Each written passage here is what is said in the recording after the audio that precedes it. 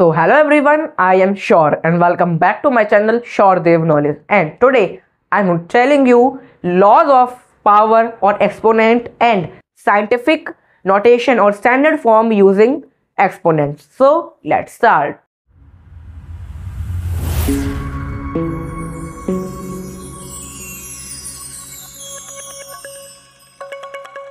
तो मैं आपको बता दूं कि ये हमारा एक्सपोनेंट पावर का हमारा ये सेकंड पार्ट है, और इसके फर्स्ट पार्ट मैंने आपको बताया है कि पावर यानी एक्सपोनेंट होता क्या है और एक्सेट्रा चीज़ें। तो सबसे पहले हमारी पहली एडिंग जो है इस वीडियो की वो है लॉज ऑफ एक्सपोनेंट, यानी कि पावर के हमारे एक्सपोनेंट के लॉ क्या होते हैं।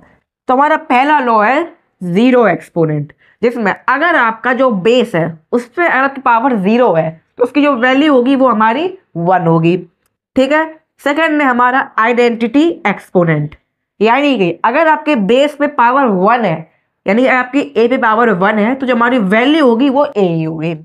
देन अगर आपका प्रोडक्ट लॉ, हमारा जो प्रोडक्ट लॉ है वो है कि अगर आपके बेस सेम है वो मल्टीप्लाई हो रहे हैं, लेकिन हमारे बेस की पावर्स एक्सपोनेंट्स अलग है, यानी कि ए पे पावर m इंटू ए पे पावर n, तो जो हमारा आंसर आएगा वो होगा a पे power to m plus n। यानी कि आप इसको ऐसे रख सकते हैं, जैसे आपने सुना होगा multiplication is a repetitive addition, यानी कि जो हमारा मल्टीप्लाई है वो हमारा रिपीटेटिव एडिशन है। तो यहाँ पे आपके यहाँ पे एडिशन आ रहा है इसमें, तो a is power to m plus n, ठीक है। फोर्थ है हमारा क्वोशिएंट लॉ, यानी कि अगर आपके फिर से वही कंडीशन है हमारी बेस सेम है लेकिन पावर्स अलग है, जैसे कि a to power m divide by a to power n, तो हमारे जो आंसर आएगा वो होगा a to power m minus n। यानी कि जैसे आपने एक और सेम हमारी एक डेफिनेशन और है, division is a repetitive subtraction, तो यहाँ पे हमारा सब्सट्रैक्शन आ रहा है तो a to power m minus n, okay. Then fifth हमारा लॉ है नेगेटिव एक्सपोनेंट लॉ, यानी कि अगर आपके बेस पे नेगेटिव की पावर है तो जो हमारा आंसर होगा वो होगा 1 टू a पे पावर पॉजिटिव की m, यानी कि जब हमारा नेगेटिव था वो हट जाएगा, यहाँ पे 1 अपॉन a पे पावर m आ जाएगी, ओके। देन सिक्स्थ हमारी लॉ है पावर ऑफ अ पावर, यानी कि अगर आपके बेस पे पावर है जो कि m है और उस पर पावर और है जो कि है n, तो वो जब हमारा आंसर आएगा वो होगा a power m into n, okay. Then sixth हमारा लॉ है पावर ऑफ अ प्रोडक्ट, यानी कि अगर आपके दो बेस है जो कि मल्टीप्लाई हो रहे हैं, यानी कि a इंटू बी, और उसको कह सकते हो a b, जिसपे हमारी सेम पावर है m, तो हम लिखेंगे इसको a m और b m, ठीक है। यानी कि a टू पावर m और b to power m। Then power of a quotient, यानी कि यहाँ पे हमारा मल्टीप्लाई था, यहाँ पे हमारा डिवाइड है। अगर हमारा a डिवाइड हो रहा है b से और हमारे इन दोनों पे पावर m है, तो उसको हम लिखेंगे a to power m divide by b to power m, ठीक है। देन अब हमारी सेकेंड हेडिंग है स्टैंडर्ड फॉर्म, और आप कह सकते हो साइंटिफिक नोटेशन यूजिंग एक्सपोनेंट, जिसका हमारा साइंटिस्ट लोग और बहुत बड़ी डिजिट्स है, जैसे हमारे अर्थ का मास है, अर्थ का डायमीटर है, इसको एक्सप्रेस करने में हमारा इस स्टैंडर्ड फॉर्म को यूज किया जाता है। जैसे कि इसकी डेफिनेशन है when a number is expressed as a number between 1 and 10 multiplied by a power of 10, it is said to be standard form और साइंटिफिक नोटेशन यूजिंग एक्सपोनेंट। यानी कि अगर आप किसी नंबर को एक्सप्रेस करते हो कि उस नंबर में आप किसी 10 का मल्टीप्लाई करते हो और उस पर कोई पावर है, तो उसे हम कहते हैं इंटीजर पावर है, तो उसे हम कहते हैं स्टैंडर्ड फॉर्म या फिर साइंटिफिक नोटेशन एक्सपोनेंट का।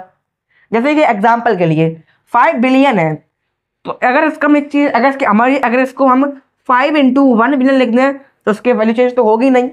तो अब यहाँ पे हमारे 1 बिलियन में हमारे कितने जीरोज हैं, 9 जीरो है, तो इसको हम ये लिख सकते हैं 5 इंटू 10 टू पावर 9। तो इसी को हम बोलते हैं स्टैंडर्ड फॉर्म या फिर साइंटिफिक नोटेशन, ओके।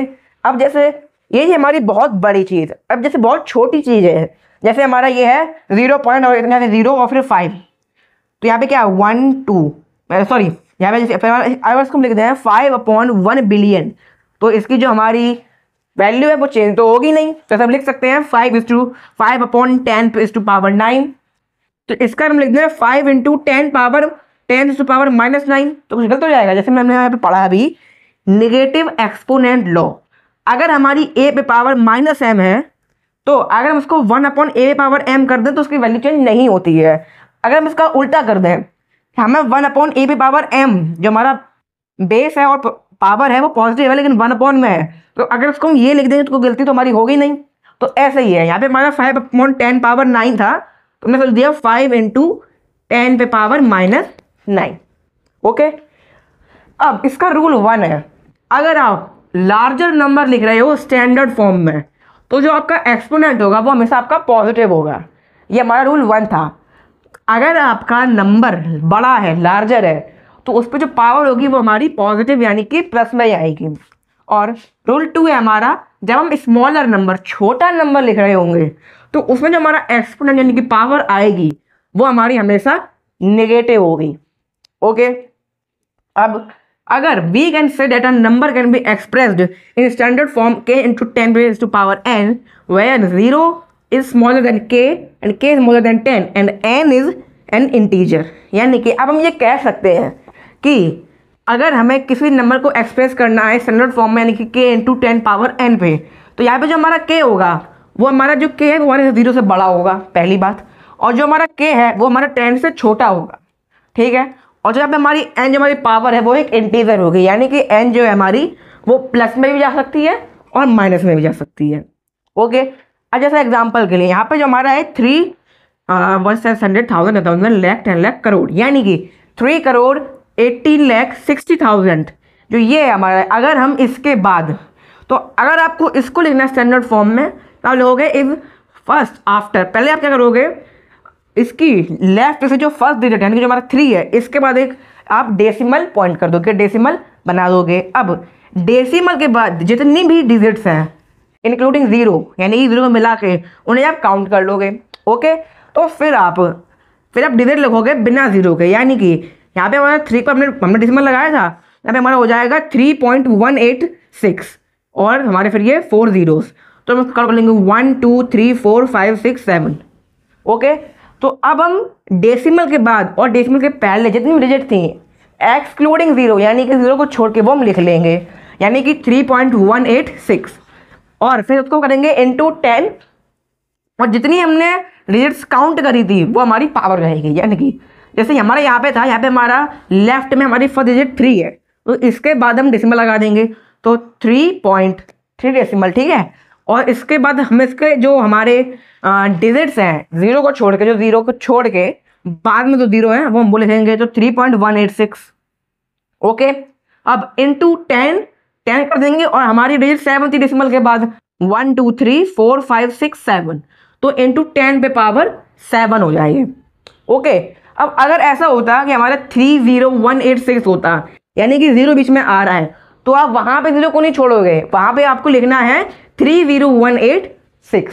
ओके, तो ऐसे ही आप स्टैंडर्ड फॉर्म साइंटिफिक नोटेशन में किसी भी डिजिट को एक्सप्रेस कर सकते हो और लॉ के एक्सपोनेंट के लॉ करके यूज करके आप अपने क्वेश्चन सॉल्व कर सकते हो। तो आई होप कि आप वीडियो को समझ गए होंगे। तो वीडियो को लाइक करें, इससे बहुत मोटिवेट होता हूँ। शेयर करें से अगर आपके फ्रेंड इस टॉपिक में कहीं स्टक होते हैं तो उनको हेल्प मिल सके, और सब्सक्राइब करें जिससे आपको मेरी वीडियो का नोटिफिकेशन सबसे पहले मिल सके।